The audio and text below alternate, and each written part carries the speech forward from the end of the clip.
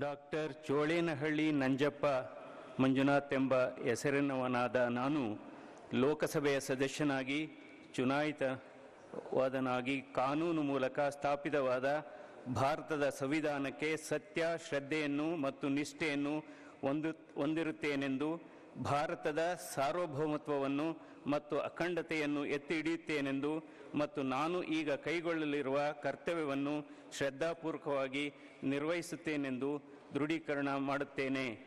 ದೇವರ ಹೆಸರಿನಲ್ಲಿ ಮತ್ತು ಮತದಾರರ ಹೆಸರಿನಲ್ಲಿ ಪ್ರಮಾಣವಚನವನ್ನು ಸ್ವೀಕರಿಸುತ್ತಿದ್ದೇನೆ.